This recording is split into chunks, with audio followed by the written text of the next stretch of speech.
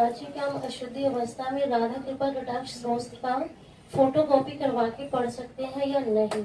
उसे याद हो गया हो तो आप चिंतन ऐसे कर सकते हैं, वगैरह ग्रंथ लेकर पढ़ना निषेध है। तो 3 दिन अपवित्र दशा में भगवत चिंतन कर सकती है। जो पाठ याद है उसको सुमिरन कर सकती है। माला लेना, ठाकुर सेवा करना, रसोई बनाना, ग्रंथ पढ़ना, ये गृहस्थ धर्म में जो माता बहनें 3 दिन अपवित्र रहती हैं, नहीं करना चाहिए। ऐसी शास्त्र मर्यादा है। फिर जैसा ठाकुर जी प्रेरित करें, शास्त्र मर्यादा है, ऐसा नहीं करना चाहिए। महाराज जी, जब हम अशुद्ध हैं और भगवान इतने शुद्ध हैं, उनको कोई चीज अशुद्ध नहीं कर सकती, तो फिर हमारी आप अपने आपे को भूल जाओ फिर कैसे? खास, हाँ बस यही तो बात, इसीलिए तो कह रहे हैं नियम से चलोगी तो भूल जाओगी। नियम से चलोगी, बनाई हुई मर्यादा से चलोगी तो शरीर भान भूल जाओगी। और नियम अगर विपरीत दशा में चला गया तो शरीर भाव पुष्ट होता चला जाएगा। ये खास बात है। कितने ऐसे गृहस्थ हैं जो वैरागी हैं, पति पत्नी दोनों घर में रहते हुए भी ब्रह्मचर्य हैं, और कितने ऐसे कि देखो बोले कितने साल, बोले 90 साल के, तो बोले क्या पूरा जीवन हो गया, खाक बटोरते हैं कहां, वही के वही खड़े हैं। सब सुलझने की बात है। तो इसलिए हम पहले शास्त्र आज्ञा पालन करें, तो परम पवित्र प्रभु हैं और हम उनके परम पवित्र अंश हैं, ये बात समझ में आ जाएगी। और जो शरीर अपवित्र है उससे हमारा राग खत्म हो जाएगा। अभी शरीर अपवित्र है, शरीर अपवित्र है तो हमारा भाव भी अपवित्र है, क्योंकि हम शरीर से युक्त हैं। आप कभी ये मानती हो कि मेरा शरीर अपवित्र हुआ? मैं नहीं।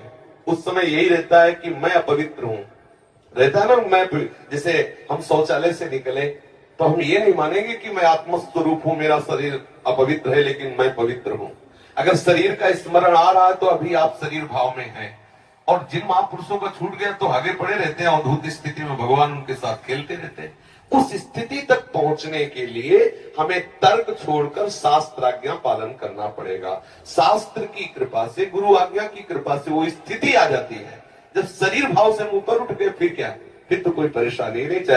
चाहे लघु शंका की पड़े हो, चाहे शौच के पड़े हो, शरीर अपवित्र है लेकिन वो परम पवित्र प्रभु में रमण कर रहा है। अभी हमारी दशा ऐसी नहीं है।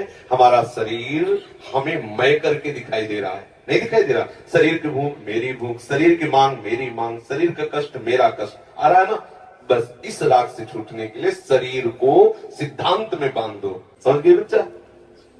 जब हम भगवान के लिए प्रसाद नहीं बना सकते, उनको भोग नहीं पवा सकते बच्चा, इसीलिए इस शरीर से घृणा करनी है। धिक्कार है ऐसे शरीर को जो प्रिया प्रीतम से बिलक करता है, तभी तो शरीर से राग खत्म होगा। ये अपवित्र शरीर जो हमें प्रभु के सेवा से छुटवा दे, ऐसे शरीर से क्या राग करना।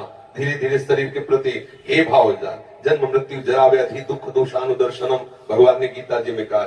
शरीर के प्रति हे भाव होने लगता है, क्या मलमूत्र का भांड है, छोड़ो इससे राग। धीरे धीरे धीरे वो अपने स्वरूप में स्थित हो जाए। अभी इतना ममत्व है शरीर में, कोई ऐसे छू ले तो एकदम ऐसा नहीं होता।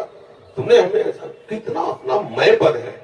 अगर हम ठीक सिद्धांत से चलेंगे तो हम बहुत जल्दी लाभ प्राप्त कर लेंगे। जहां हमारी स्थिति है, हम बात उसी स्थिति की करें तो हम बहुत जल्दी आगे बढ़ जाए। होता क्या, हम लोग बात करते हैं छत की, अभी बिल्कुल 100 हाथ गड्ढे में खड़े हैं। बात ये है, शरीर से हमारा संबंध बहुत घनिष्ठ हो चुका है। इतना हो चुका है कि शरीर से हम संबंध किए, ये शब्द भी गलत है। मैं ही शरीर हूं ऐसा है। आप देख लो, कभी दर्पण में तिलक लगाते समय सोचा कि शरीर के मस्तक पर तिलक रचना कर रहे हैं? नहीं। मेरा तिलक कैसा है, यही तो आएगा ना। मेरा रूप कैसा है, मैं ठीक लग रही हूं, लग रहा हूं, ऐसी बातें आएंगी? नहीं आएंगी। तो इसका मतलब शरीर राग है। शरीर राग हटाने के लिए शास्त्रीय सिद्धांत स्वीकार करना होगा।